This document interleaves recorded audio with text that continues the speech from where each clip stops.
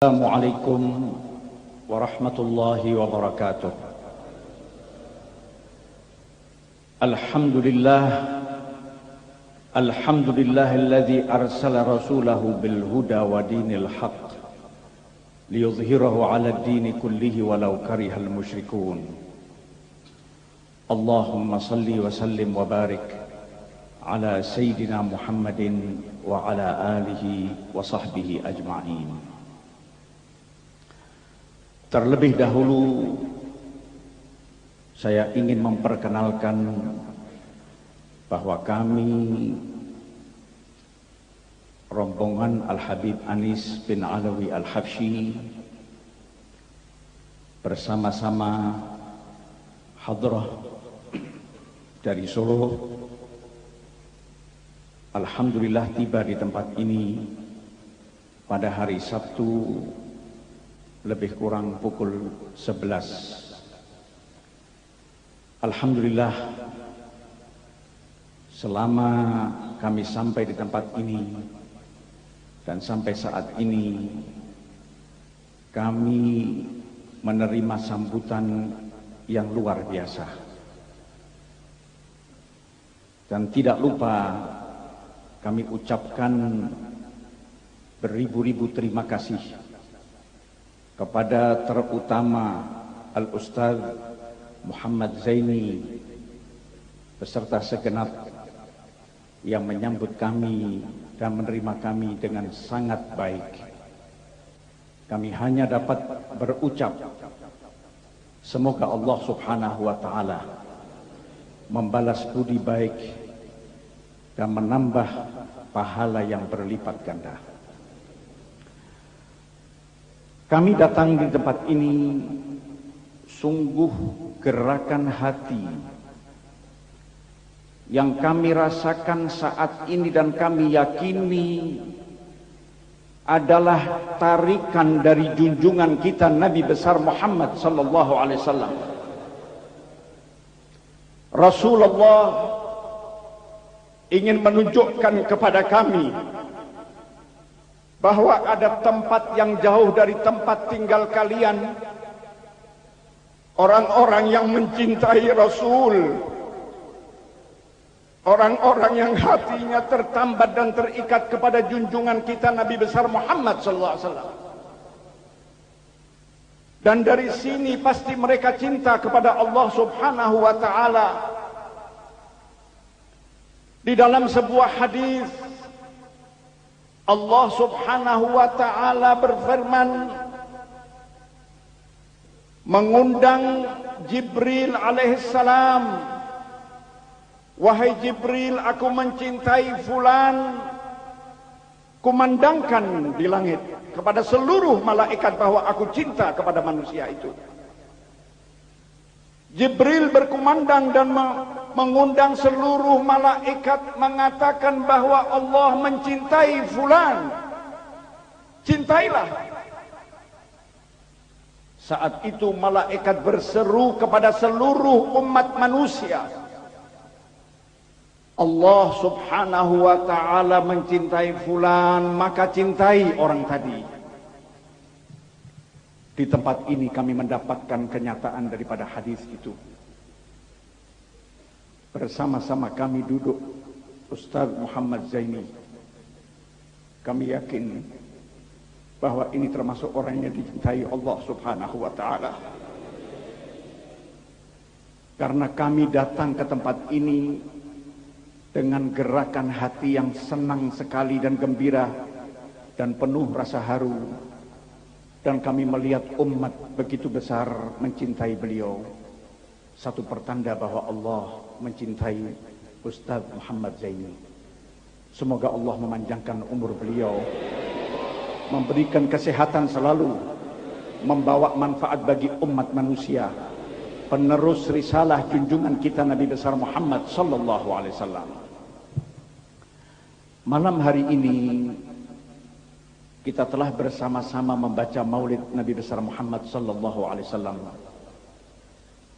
menunjukkan bahwa kita cinta kepada Rasulullah. Berapa salawat yang kita ucapkan sampai kepada Rasul? Berapa ucapan salam yang kita ucapkan sampai kepada Rasul? Sebab beliau pernah berkata bahwa siapapun yang mengucapkan salam dan salawat kepadaku, Allah membalas 10 kali salawat. Kita bisa bayangkan kalau Allah membalas salawat bagi kita sekalian, rahmat yang turun di tempat ini, maghfirah Allah turun di tempat ini, dan sampai kepada junjungan kita bahwa si fulan bin fulan mengucapkan salawat dan salam kepadamu ya Rasulullah. Alhamdulillah, kita sangat berbahagia sekali, dan kita harus yakin bahwa salawat kita dibalas oleh salawat dengan junjungan kita Nabi besar Muhammad SAW. Karena beliau terlebih dahulu mencintai kita sebelum kita cinta kepada beliau. Kalau seseorang mengucapkan cinta kepada seseorang, kemudian cinta tadi tidak terbalas, maka sungguh sedih manusia yang mengucapkan cinta tadi. Tetapi ketahuilah, sebelum kita mengucapkan cinta kepada Rasul, sebelum kita mengungkapkan cinta kita kepada Rasul, beliau terlebih dahulu sudah mengungkapkan cinta kepada kita sekalian. Di dalam sebuah hadis, ketika beliau duduk membaca ayat Quran yang berhubungan dengan Nabi Isa alaihissalam, in tu'adzibhum fa innahum ibaduk wa in taghfir lahum fa innaka antal azizul hakim. Beliau menangis. Kemudian ayat yang lain, ayat yang berhubungan dengan Nabi Ibrahim alaihissalam, faman tabi'ahum fa innahum minni faman tabi'ani fa innahum minni wa man aswani fa innaka ghafurur rahim. Beliau bertambah menangis. Ketika itu Allah mengetahui tangisan Nabi Muhammad SAW. Allah mengutus Jibril. Ya Jibril, temui Muhammad, katakan kenapa ia menangis. Jibril turun menemui Nabi Muhammad, berkata, ya Muhammad, ma yubkik, apa yang menjadikan kau menangis? Sedang Allah tahu apa yang ditangiskan Nabi Muhammad SAW. Dijawab oleh Nabi Muhammad, ketika aku membaca 2 ayat ini, aku takut kalau sudah Nabi Isa menyerahkan semuanya kepada Allah, kalau Allah akan memberi ampun, terserah Allah. Allah akan mengazab, terserah Allah. Demikian pula Nabi Ibrahim, kalau mereka mengikuti aku, maka dia dari golonganku. Kalau mereka tidak mengikuti aku, terserah kepadamu ya Allah, engkau akan beri ampun atau tidak. Tetapi aku minta janji, kata Nabi Muhammad, bahwa aku tidak mau umatku diazab oleh Allah Subhanahu wa ta'ala. Demikian cinta beliau kepada kita sekalian. Sehingga pada saat itu Jibril naik menemui Allah Subhanahu wa ta'ala. Sedang Allah tahu apa yang diucapkan oleh Nabi besar Muhammad sallallahu alaihi wasallam. Seketika itu dijawab oleh Allah, kembalilah engkau wahai Jibril, katakan kepada Muhammad, aku akan ridha apa yang diminta oleh Muhammad SAW. Alhamdulillah, kita termasuk umatnya, Nabi yang dicintai oleh Allah Subhanahu wa ta'ala. Kalau kita pada saat ini mengungkapkan rasa cinta kita yang sebesar-besarnya, marilah kita ikuti jejak dan jalannya Rasulullah sallallahu alaihi wasallam. Beliau mempunyai 3 sifat yang hendaknya setiap muslim mengamalkan dan menerapkan di dalam kehidupan sehari-hari. Di dalam ayat Al-Quran, Allah Subhanahu wa ta'ala berfirman, Laqad ja'akum rasulun min anfusikum azizun 'alaihi ma 'anittum harisun 'alaikum bil mu'minina raufur rahim. Telah datang kepadamu seorang rasul dari golongan kamu sendiri. Azizun 'alaihi ma 'anittum, penderitaanmu menjadi penderitaannya. Harisun 'alaikum, dia menjaga kamu agar kamu tetap beriman kepada Allah Subhanahu wa taala. Bil mu'minin raufur rahim. Terhadap orang-orang yang beriman, beliau kasih dan sayang. Kita melihat 3 sifat Rasulullah sallallahu alaihi wasallam. Hendaknya 3 sifat ini benar-benar berada di dalam dada setiap muslim. Kita harus melihat penderitaan saudara kita seperti penderitaan diri kita. Kalau kita belum menanamkan rasa bahwa apabila seorang muslim menderita, kita tidak merasakan penderitaan itu, belum sempurna iman kita. La yu'minu ahadukum hatta yuhibba li akhihi ma yuhibbu li nafsihi. Tidak sempurna iman seseorang sampai ia cinta kepada saudaranya seagama sebagaimana ia cinta kepada diri mereka sendiri. Kita harus tahu, kita harus membuka telinga, kita harus membuka mata kita, melihat jangan sampai ada seorang mukmin menderita sedang kita tidak tahu. Kita harus menolong, mengangkat orang tadi, menyelamatkan orang tadi dari penderitaan. Baru ini dinamakan pengikut yang benar dari junjungan kita Nabi besar Muhammad SAW. Kemudian yang kedua, sifat haris. Kalau kita mau berhati-hati, kalau Rasulullah menjaga jangan sampai kita keluar dari apa yang digariskan oleh Allah dan Rasulnya, maka kita wajib menjaga diri kita. Pertama, jangan sampai kita keluar dari garisnya Allah dan garisnya Rasulullah SAW. Kemudian tanggung jawab yang kedua kepada siapa? Tanggung jawab yang kedua kepada keluarga kita. Kalau kita baik, keluarga kita tidak baik, maka tetap menjadi tanggung jawab kita. Dan nanti pada hari kebangkitan, mereka akan menuntut kita bahwasanya aku tidak diajarkan menuntut agama dengan baik, aku tidak diarahkan kepada jalan yang baik. Ini tetap menjadi tanggung jawab kita bersama. Terhadap keluarga ini yang paling penting, harus kita jaga benar-benar. Jangan sampai keluarga kita tenggelam di zaman yang sekarang ini sangat mengkhawatirkan akidah Islamiyah. Dari segala penjuru akidah Islamiyah akan dirongrong oleh orang-orang yang tidak menyukai Islam. Dari manapun mereka merongrong, mereka tidak akan merongrong dengan fisik, tetapi mereka merongrong dengan memasukkan hal-hal yang merusak akidah Islamiyah. Alhamdulillah, di kota yang bersih, kota yang penuh dengan dengungan Allah, suara Allah Subhanahu wa taala, kota yang berisi dengan dengungan kecintaan dengan junjungan kita Nabi besar Muhammad SAW. Di tempat ini insya Allah aman, tidak ada gangguan yang merusak akidah Islamiyah. Tetapi harus kita lihat bahwa di tempat di luar tempat ini banyak orang-orang yang sudah memasukkan dan akan merusak remaja Islam. Remaja Islam akan dirusak, baik itu remaja putra dan putri, dirusak akidah mereka agar mereka rusak. Sehingga sekarang kita melihat bagaimana banyak orang-orang yang memudah anak-anak remaja minum minuman keras, minum ekstasi. Pemerintah berteriak bagaimana mengatasi.